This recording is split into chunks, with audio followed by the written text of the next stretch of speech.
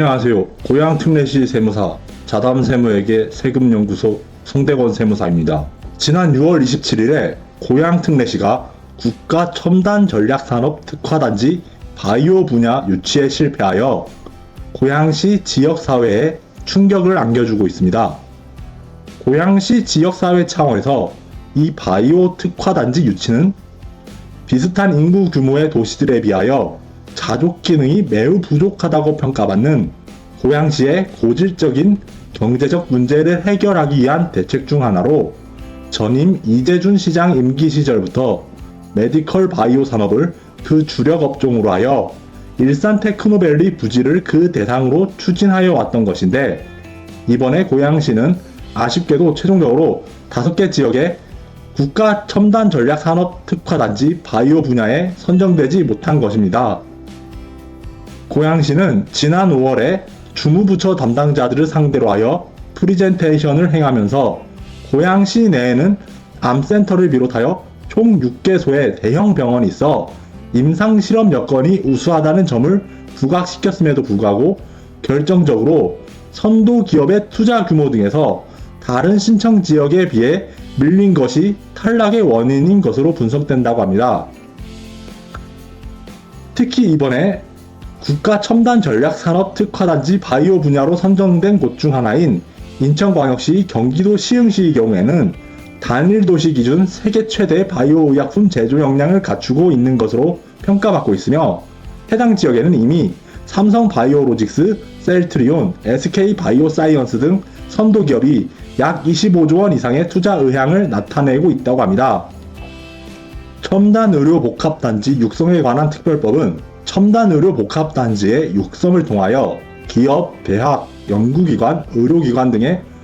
상호 협력에 의한 의료연구개발의 활성화 및 연구성과의 상품화를 촉진함으로써 첨단의료복합단지를 세계적인 의료연구개발의 중심지로 육성하고 국내 의료산업의 발전에 이바지함을 목적으로 한다고 천명하면서,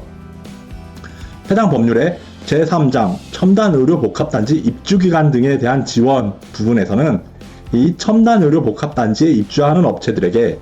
공동연구개발사업 지원, 융자 지원, 세제 지원, 입주 지원, 부대시설 설치 등 지원, 고용보조금 등의 지급, 국공유재산의 사용, 수익, 배부 및 매각 등의 특례 등의 각종 지원책을 제공할 수 있다고 규정하고 있습니다.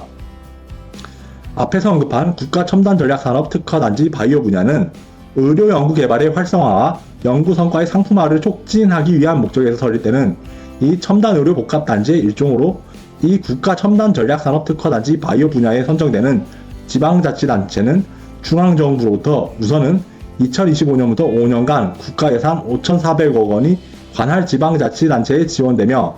추가적으로는 단지 조성 인허가 신속 처리, 산업기반시설, 공동연구개발 인프라 및 의료시설, 교육시설 등 각종 편의 및 기반시설 조성, 세금 부담금 감면, 민원 신속 처리, 정부 연구개발 국비 우선 지원 등의 여러 혜택이 부여된다고 합니다. 첨단의료복합단지 육성에 관한 특별법에서는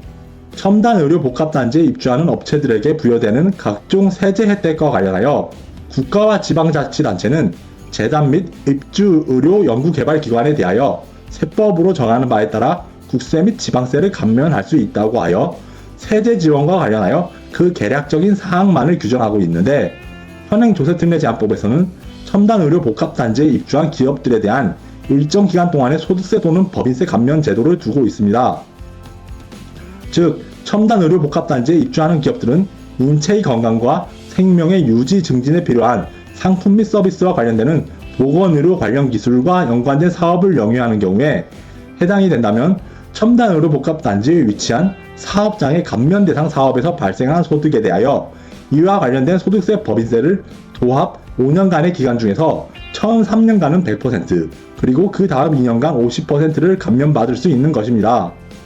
다만 이처럼 소득세 또는 법인세를 감면받은 첨단의료복합단지 입주기업이 폐업, 해산 및 사업장 이전 등